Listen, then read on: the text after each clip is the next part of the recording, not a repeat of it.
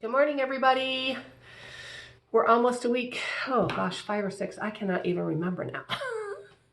But welcome to Just Keep Parenting, a place where you can come for a quick little snippet of how to speak to children in their language, as well as what do I do with them, right? And how to keep everything going while they're at home during quarantine. So if you haven't looked at Just Keep Parenting on YouTube, please take a look. We've got lots of ideas there. We've got large motor songs, we've got read alouds, we have how to speak to children in their language, as well as just ideas that you can do with them at home. So today, as I visited with parents and I visited with neighbors about the kids are really starting to miss each other, right? They're starting to miss their friends. They're starting to be sad. And sometimes we see some fits that come from that sadness because, especially those kids who are very social. So I thought today maybe what we could do is talk a little bit more about that emotional piece so that we can help them talk about their emotions that are happening, as well as give a place for those emotions to be drawn, be talked about, be acted out, right? Those types of things. Because they are very sad, and when they're social beings, they need socialness, and we can't provide that right now. So here we go with some emotional ideas that will hopefully help us deal with the lack of socialness. So one of the things that one of my teachers has been working on is social emotional ideas. And so that's where I'm taking the information that she's gathered today. Thanks, Miss Brooke, for doing that. We've posted on our school app for Seesaw, but there's many of you that aren't on that app and can't be on that app. But if you want to go to Cosmic Kids, it's a great yoga YouTube channel where there are some good yoga poses there. And we found great success with our 4 and 5-year-old children doing yoga. And many of them will say, I do this with my mom. But that can be a calming experience for them. That can also be a takeoff for conversations, right? As we're sitting and doing yoga together. So it helps develop their large motor skills, but it's a method of relaxation and calming, right? When your child has lots of energy. They're not sure what to do, and also when they feel that anxiousness. I'm feeling a little anxious today, so I have my diffuser that's around my neck that has some oil in it that just helps me to take a deep breath, right? That's what we all need to do, is take lots of deep breaths. Many of you have seen before, but I have lots of lotion, so I put that on. I keep it at my desk. So we've got to find something that will help, that will work for us, right? Work for our children. Keeping a journal, right? Normally 4 and 5-year-old children don't necessarily keep a journal like we keep a journal, right? But they could keep a drawing journal of how they're feeling today and have some journal time with them, right? As you're writing in your journal and maybe doing a little bit of self-talk, which is talking out loud to them.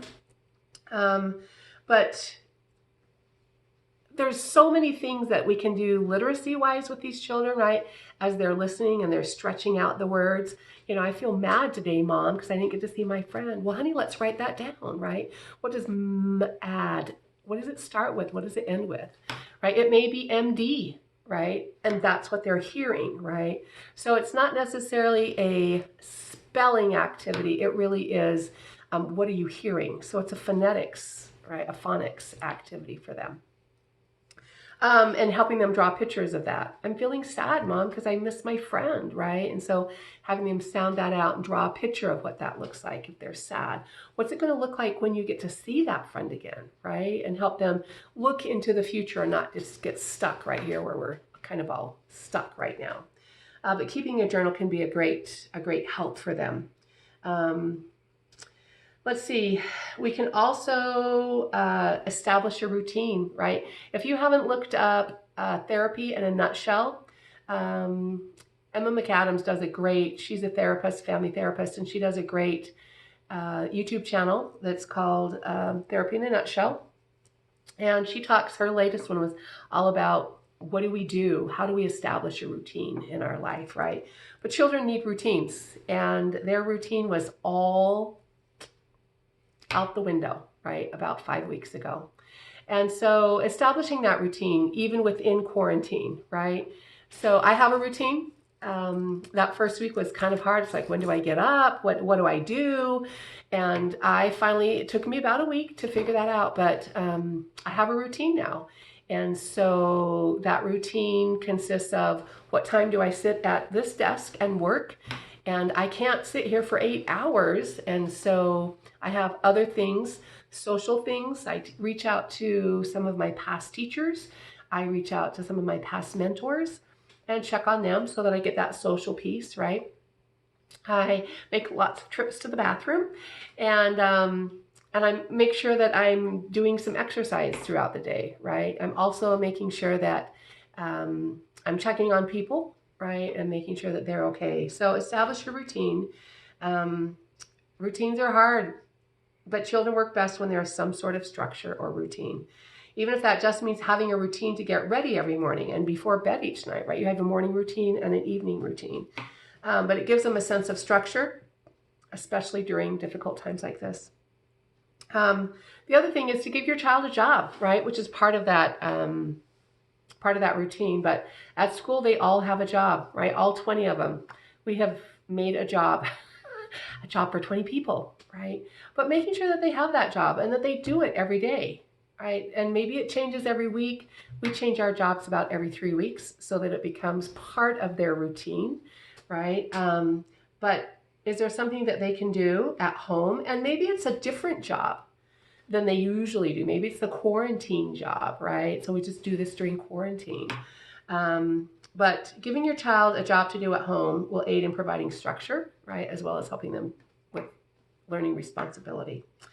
And then the other last thing that she has on here is just playing games with your kids. We've talked a lot about different games that you can play in previous videos, but rule-based games, right? So Jenga, Simon Says, red light, green light. She's got one called Snap. I don't know what that is, but we could certainly look it up and see what it is. But they teach children to delay gratification, right, and control their impulses, which if you have a 4 and 5 year old child, that's something that most of them are working on right now, is right, that whole, okay, I can do this later. If you haven't looked up the marshmallow test, you should look up the marshmallow test online. But it talks about all the good things that happen when we learn how to delay that gratification. And so talking through with your kids what that looks like. What does delaying gratification mean to each age group, right? What does it mean to you as an adult? How do you delay gratification?